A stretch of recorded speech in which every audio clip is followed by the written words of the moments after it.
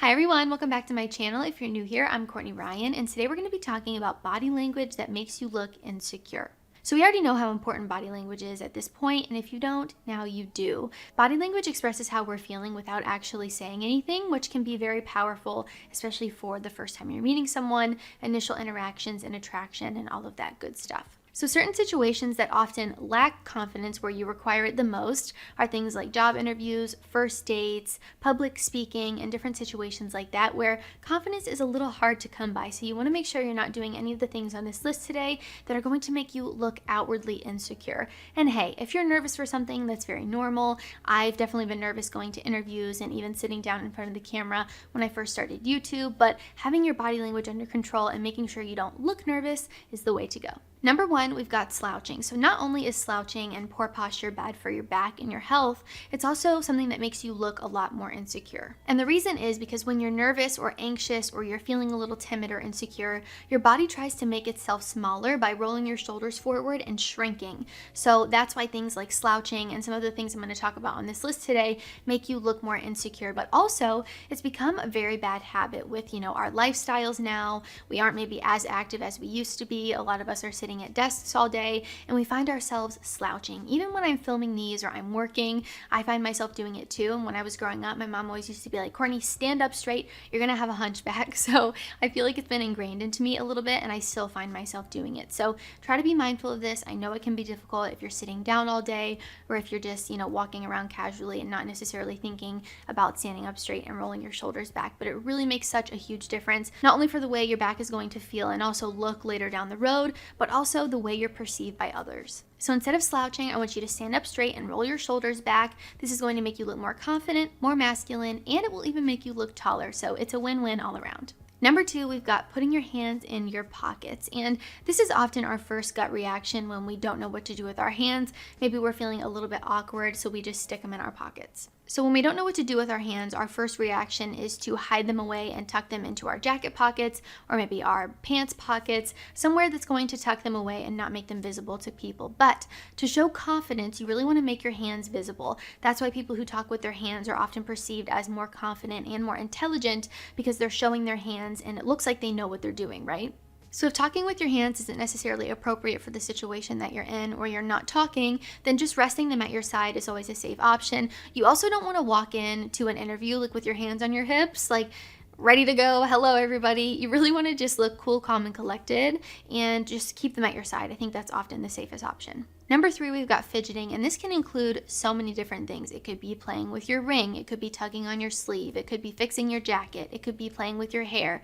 There are so many things that fit into this category, but all of it just makes you come across like you're nervous or you're timid or you're anxious or insecure. So we really want to avoid doing all of those things, anything that could fall into this category. Fidgeting, I know, is a pretty broad term, but if you think it's fidgeting, it probably is. A lot of people will also bite or pick at their nails, or they'll be tapping their leg nonstop, and they look like they're tweaking out. So we really want to stay cool, calm, and collected here. Keep still. I know that fidgeting can be a really bad habit, especially if it's something that you've always kind of gravitated towards when you're feeling a little bit anxious or nervous, but it really does make you look insecure. So even if, again, you're feeling a little bit nervous or anxious, that's totally normal, but we want to make sure that we're not coming across that way through our body language. And generally speaking here, all of these fidgeting behaviors are just going to broadcast feelings of discomfort, so try to keep it comfortable and stay still. Number four, we've got not making eye contact. And this is something that we often do when we're feeling anxious or nervous because making eye contact can often feel very intimate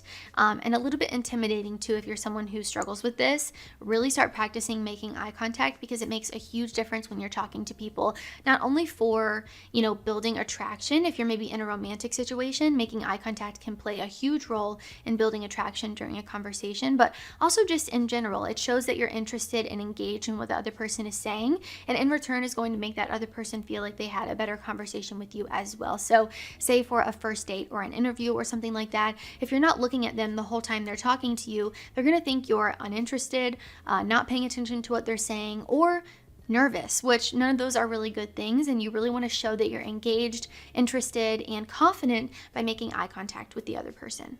So remind yourself to make eye contact in situations where you might be feeling a little bit anxious. Keep in mind here though, it's okay to look away every now and then. I think sometimes people get so zoned in on making eye contact, they're like staring into the other person's soul, and it can sometimes come across a little bit creepy or even sometimes a bit aggressive. So keep this in check. You don't want to do too much, but you also don't want to do too little. So finding a good balance here is key. If you're someone who struggles with this, a really interesting point is that people who wear sunglasses are sometimes perceived as more confident because you can't see their eyes. It not only leaves a little room for mystery, but also if you're someone who struggles with eye contact, this can be a really helpful tool to use. Now, I'm not saying walk into your interview with a pair of sunglasses on. You're going to look like a dweeb, okay? But if you're out and about maybe and you want to approach a girl in public, maybe you're outside, the sun is out, it's appropriate to wear a pair of sunglasses and it's going to make you feel more confident. Same thing as if you were to go on a first date with a girl and maybe you're in an outside setting, maybe you're at the farmer's market, maybe you take her to the beach for a picnic for the first date. Wearing sunglasses in a situation like this is obviously going to be appropriate and probably make you look and feel more confident. So don't be afraid to use them, again, only in situations where it's appropriate. Number 5 is one that you might not have heard before, but that's putting your head down or tucking your chin in. So again, like I mentioned earlier with the slouching, when you're feeling nervous or anxious or insecure or whatever it is, all the bad feelings, your body really tries to make itself smaller, and by tucking your chin in and putting your head down, it does that. So this is going to make you come across as more insecure or anxious or timid or shy or whatever it is. So again, keeping your chin up, making sure you have your head up, you're standing up straight, your posture is good, is going to make you come across as more confident and masculine, and you're going to just look more attractive. Think of if you had two of the same people in front of you, one of them was standing up straight, they had their chin up, they were looking very powerful and important, and then the other person was slouched over with their head down like this. Who's more attractive? I mean, you just saw me do it right there. Who's more attractive? So keep this in mind when you're interacting with people. The same thing goes for the way people perceive you. So these are just little things to keep in mind. So when you sit up straight and you have your chin up, you're actually going to also make your jawline look a lot better and more defined versus when you tuck it in. I'm not going to do it and show all of you my double chin because it's really not flattering. But again, something to keep in mind for yourself. When you have your chin up, your jawline's going to look a lot better as well.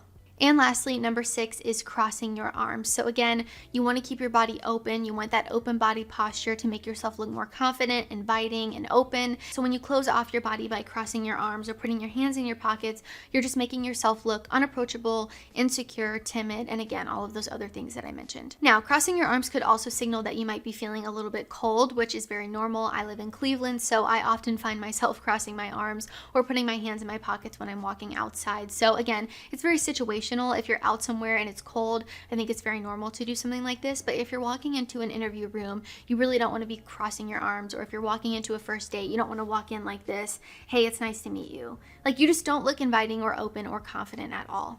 So to wrap this one up here, we're always making assessments about people through nonverbal communication. And through body language, we're able to sense someone's true emotions and intentions. So making sure that you have your body language in check is super important, especially for things like first dates, first impressions in general. I've actually done a video all about how to make a great first impression. And you'll find that some of these things overlap because they really do go hand in hand. So check that out if you haven't already. I think it would be very helpful for all of you who maybe struggle with social anxiety or first interactions, or really just making a good first impression and making sure that you're coming across very confident and secure in yourself. If you liked this video or found it helpful, be sure to give it a thumbs up and subscribe to my channel to be in the loop for when I release new content. If you haven't already, be sure to follow me on Instagram at Courtney Christine Ryan. I love connecting with all of you guys on there as well.